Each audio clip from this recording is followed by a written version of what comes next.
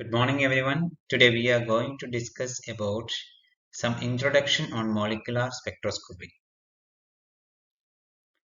Spectroscopy is nothing but it is actually the interaction of electromagnetic radiation with the matter. So spectroscopy is the interaction of electromagnetic radiation with the matter. So electromagnetic radiation interact with the matter. So when this electromagnetic radiation interact with matter, it gives a way of determining molecular properties, particularly molecular dimensions, shape and dipole moment. So this is spectroscopy is actually a tool for determining the shape and dipole moment.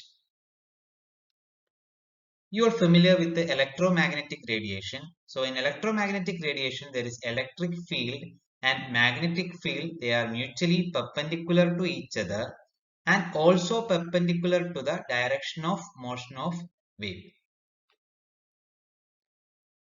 This is actually the electromagnetic spectrum. So electromagnetic spectrum ranges from the low frequency radio wave to high frequency gamma ray. The radio frequency have a higher wavelength and the gamma ray have a lower wavelength. These electromagnetic radiation have in common. So they have common properties like they are all made up of electric and magnetic field. So that's why it is called a electromagnetic or electromagnetic radiation. And all travels at the same speed in given medium. So it has same speed in given medium. So all the electromagnetic radiations like radio waves, gamma rays, then UV rays, infrared rays, all these rays, they have same speed, that is 3 into 10 raised to 8 meter per second. In water, they have a 2.26 into 10 raised to 8 meter per second. And in glass medium, they have 2 into 10 raised to 8 meter per second. They also differ in wavelength. They have different frequencies and they have different energies. So this electromagnetic radiation have a different wavelength. So if wavelength is different, the frequencies will be different. So if the frequencies will be different, their energies will be different. Then these are the fundamentals of spectroscopy. That is the property of light. The light have both particle and wave nature. And we can say that this is the relationship between frequency and wavelength. We have already discussed. This is frequency is equal to c by lambda. That is lambda is the wavelength and nu is the frequency. C is the velocity of light or speed of light. So nu is equal to, the nu is the frequency is equal to c by lambda. If nu is equal to c by lambda, we are familiar that according to Planck's equation, E is equal to h nu. That is, E is equal to hc by lambda. In spectroscopic term, generally, the 1 by lambda term is called the wave number and it can be represented as nu bar. So, this energy can be again represented as hc nu bar. So, energy is equal to h nu or hc by lambda or hc nu bar.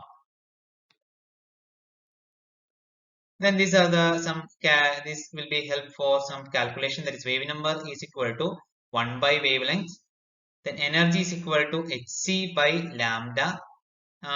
This is the unit for h, that is joule second. The c is actually the velocity of light, wavelength in meter, and energy in joule per mole we have to multiply by Avogadro number.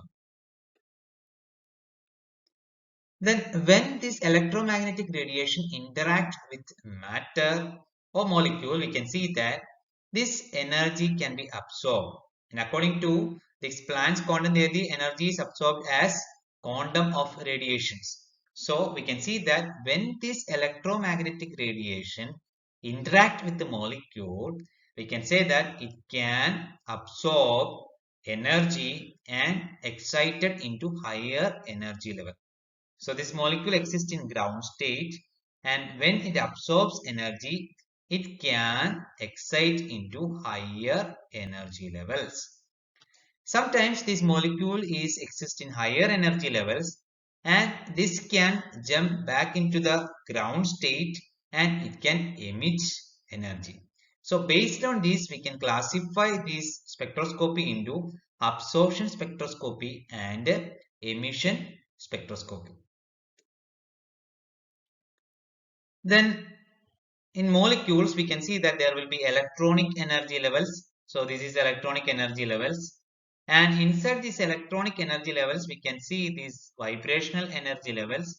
So inside the vibrational energy levels, we can see these rotational energy levels.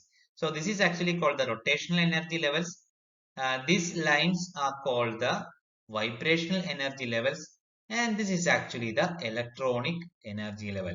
So this is one electronic energy level, or we can say that this is the ground state electronic state, and this is actually the excited electronic state.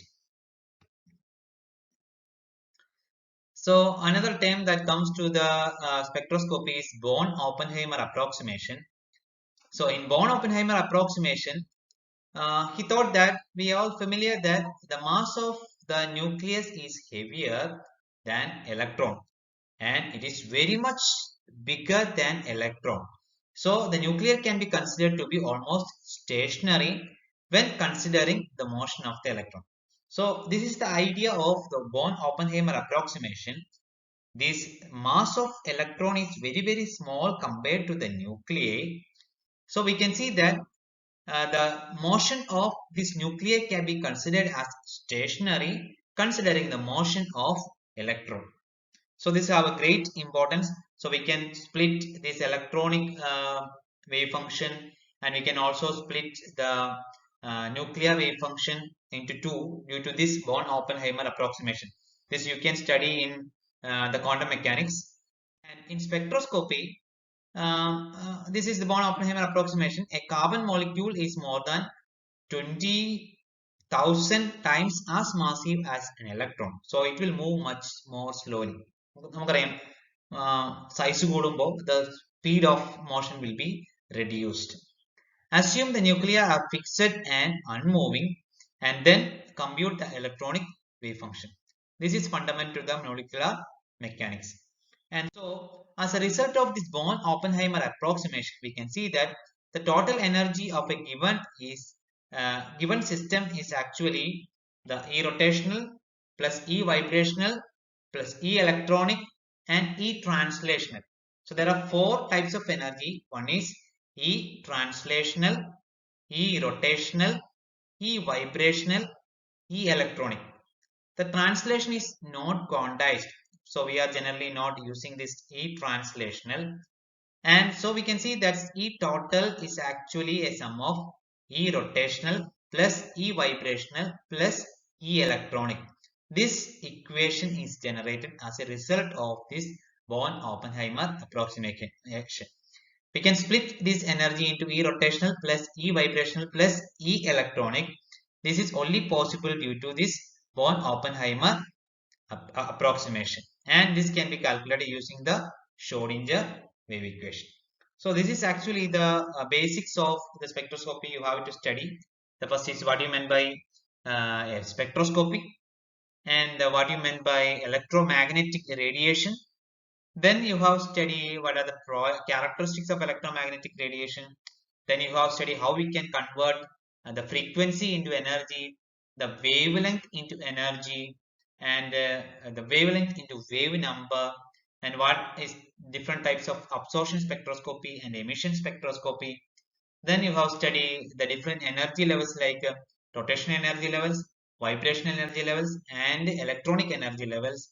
And according to this Born-Oppenheimer approximation, we can say that this E total is actually a sum of E rotational plus E vibrational plus E electronics.